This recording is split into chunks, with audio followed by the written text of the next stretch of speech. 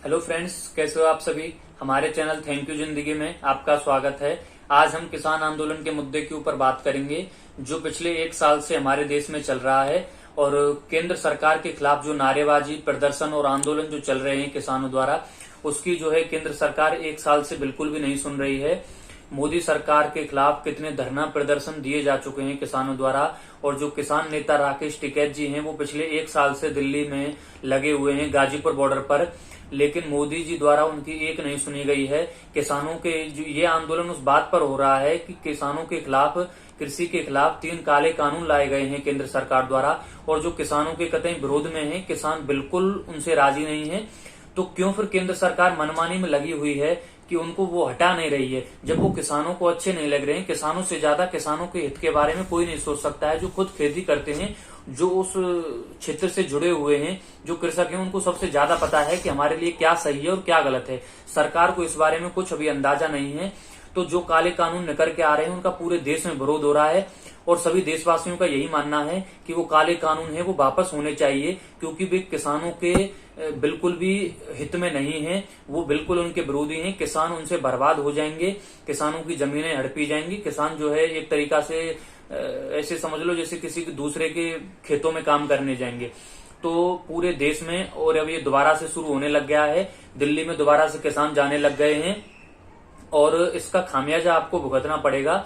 तो सभी, पूरा देश मिलकर यही कह रहा है, किसान मिलकर यही कह रहे हैं, किसानों की सबकी यही आवाज है कि इन कृषि कानूनों को बस वापस लिया जाए, क्योंकि किसानों से ज्यादा कोई नहीं जानता है। वो डायरेक्ट उस क्षेत्र में जुड़े हुए हैं, वो कृषि कर रहे हैं, वो खेती कर रहे हैं, सॉरी, और उनको पता है कि क्या है, कैसे है। आप ये डायरेक्ट कॉन्टेक्ट में फार्मिंग और ये सब है ना, इनसे ज्यादा उनसे ज्यादा कोई नहीं जानता है। वो सबसे ज्यादा जानते हैं, समझते हैं, वो वर्षों से खेती कर रहे हैं। आपने कभी खेती नहीं की है। तो मेरा मानना और पूरे देशवासियों का मानना यही है कि इन कानूनों को वापस ले लिया जाए, क्योंकि स्थितियां और ज्यादा खराब हों, बेकार हों, उससे पहले आपको ये कानून वापस ले लेने चाहिए। क्योंकि देश दोबारा से इकट्ठा हो रहा है, किसान दोबारा दिल्ली जाने लग गए हैं, दोबारा से धरना प्रदर्शन, नारेबाजियां, ये सब दोबारा हों, देश की स्थितियां खराब हों, इससे कोई फायदा नहीं है। और अच्छा इसमें ही है कि ये कानून वापस ले लिए जाएं और जो फसलें हैं उनके दाम बढ़ा दिए जाएं। गेहूं पहले 2500 बिकता था, लेकिन अब दोबारा 1500 पर आ गया है। धान पहले करीब करीब 5000 तक बिक लिया है, लेकिन अब फिर वही उसकी रेटें 1500-1600 हैं। तो ये किसान के लिए बहुत खराब बातें हैं। एमएसपी है, एमएसपी आप तय तो कर देते हो, लेकिन एमएसपी पर एक सामान नहीं बिकता है।